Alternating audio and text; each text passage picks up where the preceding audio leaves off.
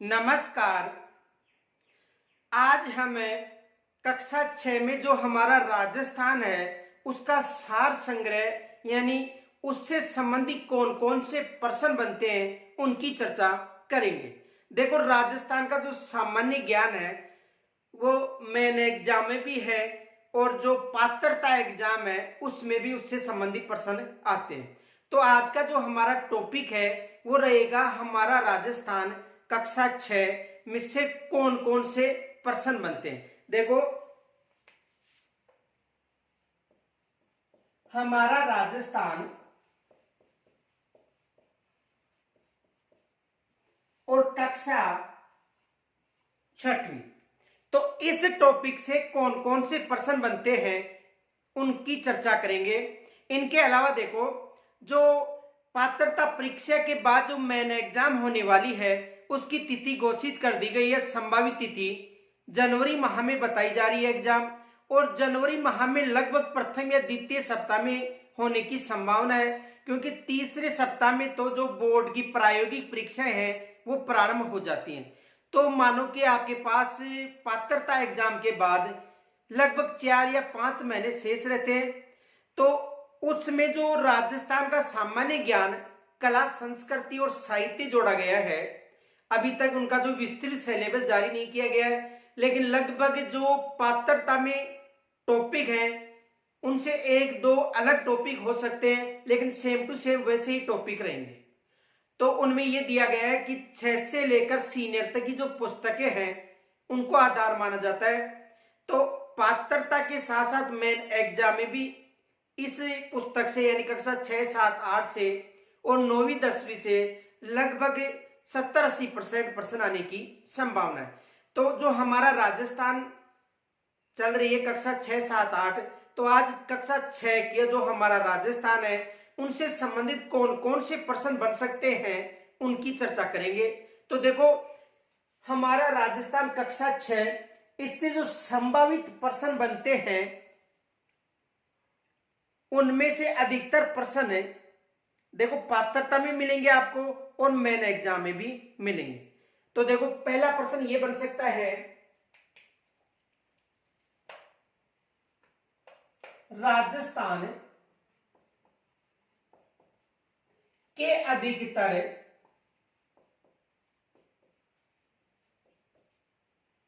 जनपदों का उल्लेख, यानी राजस्थान के अधिकतर जनपदों का उल्लेख मिलता है। यह प्रश्न बन गया, यानी कक्षा 6 जो हमारा राजस्थान है उससे संबंधित जो भी टॉपिक है उनके प्रश्नों की चर्चा करेंगे। देखो, राजस्थान के अधिकतर जनपदों का उल्लेख मिलता है, यानी राजस्थान में जितने भी जनपद हैं उनका अधिकतर का उल्लेख हमें किन पुस्तकों में मिलता है। तो देखो,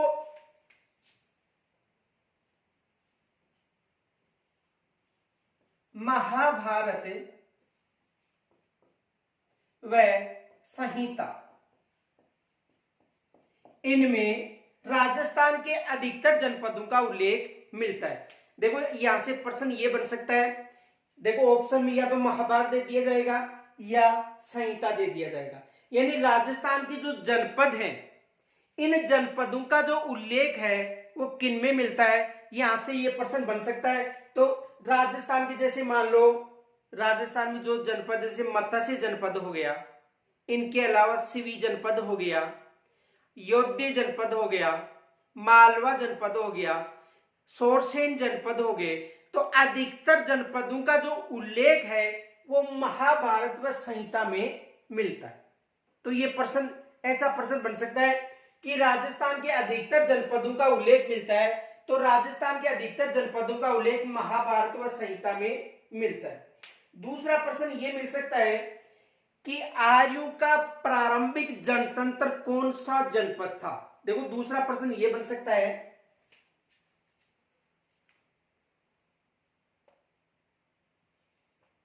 आर्यों का प्रारंभिक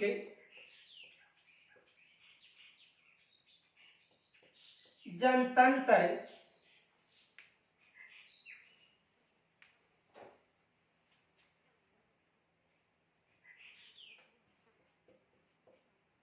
जनपद कौन सा है?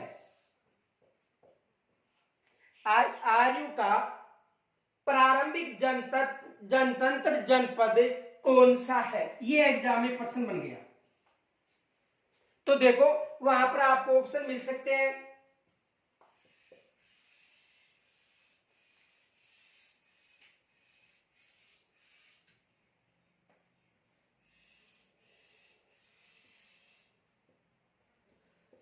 जांगल जनपद,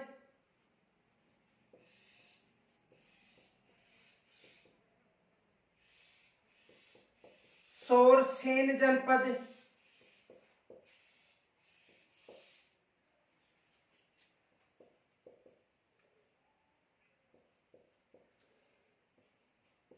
मरु जनपद और मत्स्य जनपद। ये प्रश्न बन गया। देखो प्रश्न देखो कि आर्यों का प्रारंभिक जनतंत्र जनपद कौन सा है? ये प्रश्न आ गया एग्जाम में। तो वहां पर ऑप्शन मिल सकते हैं जांगल जनपद, सोरसेन जनपद, मरु जनपद और मत्स्य जनपद। तो आर्यों का जो प्रारंभिक जनतंत्र था वो कौन सा था?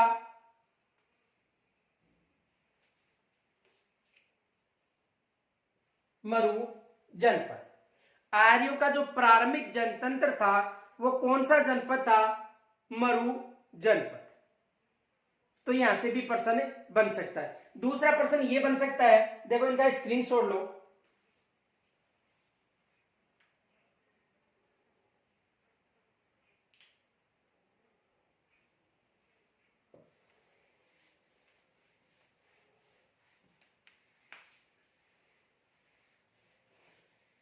तीसरा प्रश्न ये बन सकता है, मरु जनपद का उल्लेख किन ग्रंथों में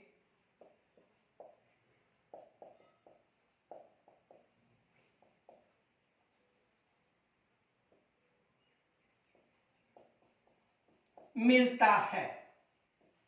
दूसरा प्रश्न यह बन गया कि जो मरु जनपद है, मरु जनपद का उल्लेख किन ग्रंथों में मिलता है? यहां से भी प्रश्न बन सकता है कि जो मरु जनपद है उनका जो उल्लेख है किन ग्रंथों में मिलता है? तो देखो मरु जनपद का जो उल्लेख है वो मिलता है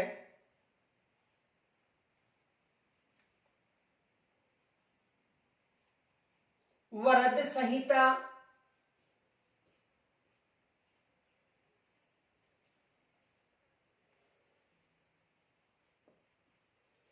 चरक संहिता,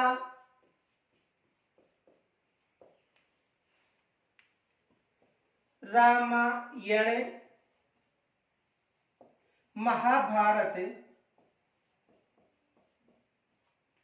व ऋग्वेद।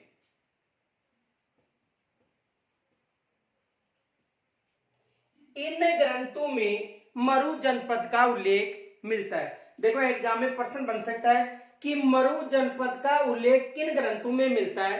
तो मरु जनपद का उल्लेख वरद संहिता में मिलता है, चरक संहिता मिलता है, रामायण मिलता है, महाभारत मिलता है और ऋग्वेद में मिलता है। अब देखो वहां पर ऑप्शन में या तो दे दिया जाएगा तीन ऑप्शन, जैसे दे दिया वरद संहिता, चरक संहिता, ऋग्वेद, उपयुक्त सभी, या तीन अन्य दे दिए जाएंगे।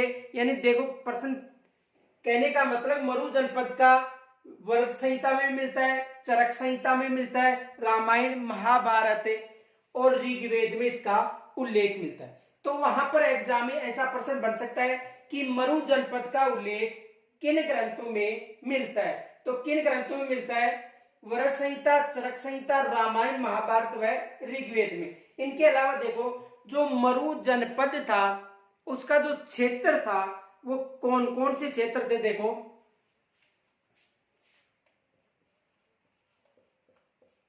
ये जो जनपद था मरु जनपद, देखो श्रीगंगानगर,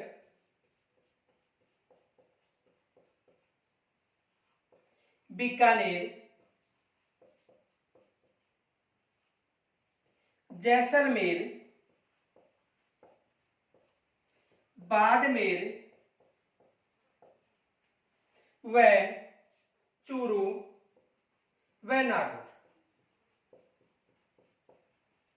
इस जनपद का जो विस्तार था वो किन किन जिलों में था? देखो गंगानगर में था, बीकानेर में था, जैसलमेर में था, बाड़मेर में था, चूरू व नागौर क्षेत्र में इस जनपद का उल्लेख है। तो यहां से एग्जाम में प्रश्न बन सकता है। देखो प्रश्न पहला तो ये बन सकता है कि जो जनपद है उनका उल्लेख कहाँ किन ग्रंथों में मिलता है? अधिकतर जनपदों का। इनके अलावा मरु जनपद का उल्लेख, तो मरु जनपद में जो चरक संहिता है, वृद्ध संहिता है, रामायण है, महाभारत है, ऋग्वेद है, इनमें किसी का भी नाम दिया जा सकता है। और इनके अलावा ये जो जनपद का जो विस्तार था मरु जनपद का, श्रीगंगानगर में था, बीकानेर में था, जैसलमेर में था, बाड़मेर में था, चूरू में था और नागौर में। लेकिन यदि मरु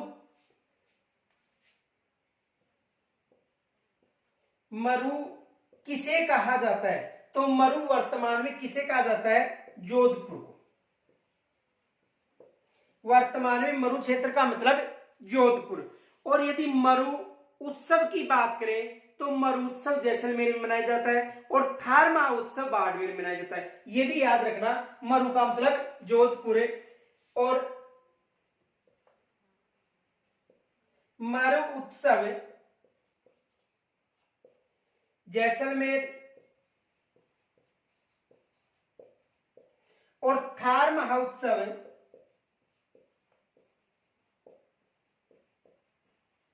बाड़मेर। तो यहां से ये एग्जाम में प्रश्न बन सकते। देखो जो पात्रता परीक्षा है, तो पात्रता परीक्षा की जो पात्रता परीक्षा में जो भी सिलेबस निर्धारित किया गया है वो 6वीं 7वीं 8वीं 9वीं 10वीं की पुस्तकों को निर्धारित किया गया है। तो इनके आधार पर यहां से प्रश्न बन सकते। देखो मरु जनपद का भी प्रश्न बन सकता है। और इनके अलावा मरु किसे कहा जाता है? जोधपुर को। मरु उत्सव कहां पर? जैसलमेर में। और थार महोत्सव कहां पर मनाया जाता है? बाड़मेर में। यहां तक स्क्रीनशॉट लीजिए।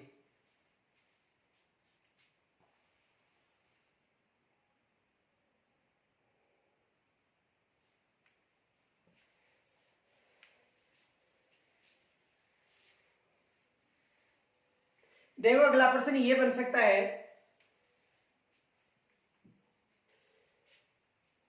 पौराणिक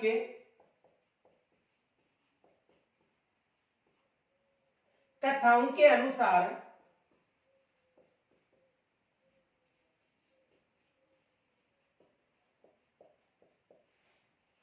भगवान कृष्ण व बलराम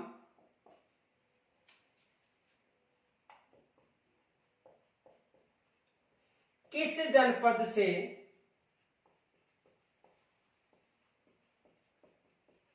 गुजरे थे? यानी भ्रमण के दौरान जो पौराणिक कथाओं के अनुसार भगवान कृष्ण व बलराम किस जनपद से गुजरे थे? एग्जाम में यहां से भी प्रश्न बन सकता है। तो किस जनपद से गुजरे थे? जांगल जनपद से। जांगल जनपद से। किस जनपद से गुजरे थे? जांगल जनपद से गुजरे थे। और जो जांगल जनपद है उसका जो क्षेत्र है बीकानेर, नागौर और कुछ जोधपुर क्षेत्र, इसका क्षेत्र माना जाता है। कौन कौन से क्षेत्र माना जाता है? देखो बीकानेर, नागौर व जोधपुर का कुछ क्षेत्र।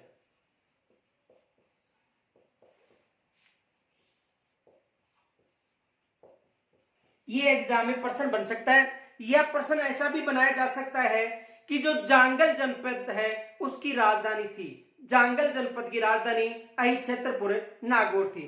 तो देखो इस जनपद की यानी जो जांगल जनपद है इस जनपद की जो राजधानी थी वो थी अहि छतरपुर नागौर।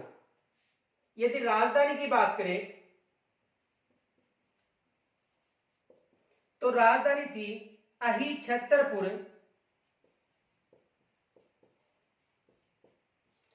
और अहि छतरपुर को वर्तमान में किस नाम से जाना जाता है? नागौर के नाम से। तो जांगल प्रदेश की जो राजधानी थी वो थी अहि छतरपुर नागौर। तो यहां से भी प्रश्न बन सका। देखो पौराणिक कथाओं के अनुसार भगवान कृष्ण व बलराम किस जनपद से गुजरे थे? जांगल जनपद से।